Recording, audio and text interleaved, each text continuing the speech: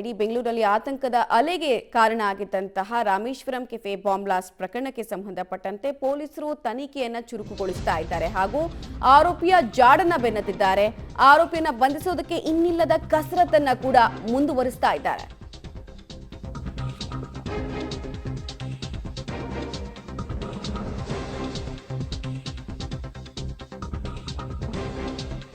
ಉಗ್ರನ ಪತ್ತೆಗೆ ಇನ್ನಿಲ್ಲದ ಕಸರತ್ತನ್ನ ಪೊಲೀಸರು ನಡೆಸ್ತಾ ಇದ್ದಾರೆ. ಉತ್ತರ ಕರ್ನಾಟಕ ಇರಬಹುದು, ಅಕ್ಕಪಕ್ಕದ ರಾಜ್ಯಗಳಲ್ಲೂ ಕೂಡ ಶಂಕಿತನ ಜಾಡನ್ನ ಬೆನ್ನತ್ತಿ ಪೊಲೀಸ್ ಅಧಿಕಾರಿಗಳ ತಂಡ ತೆರಳಿದೆ. ಬಟ್ ಇಲ್ಲಿ ತನಕ ಯಶಸ್ಸು ಸಿಕ್ಕಿಲ್ಲ ಅನ್ನೋದೇ ಸಾರ್ವಜನಿಕರ ನಿದ್ದೆ ಕೂಡ ಕೆಡಿಸ್ತಾ ಇದೆ. ಶುಕ್ರವಾರ ಇನ್ಸಿಡೆಂಟ್ ಆಗಿತ್ತು. ಶುಕ್ರವಾರದ ಬಾಂಬ್ ಬ್ಲಾಸ್ಟ್ಗೆ ಇಡೀ ಬೆಂಗಳೂರಿನ ಜನ ಆತಂಕದ ಅಲೆಯಲ್ಲಿ ನೋಡುವಂತಾಯಿತು.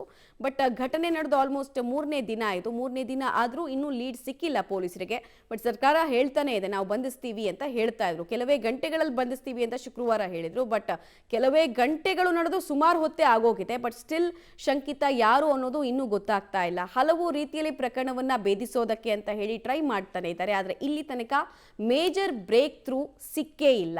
Well planned, well coordinated bomb blast ಇದು ಅನ್ನೋದು ಮತ್ತೊಮ್ಮೆ ಸಾಬೀತಾಗ್ತಾ ಇದೆ.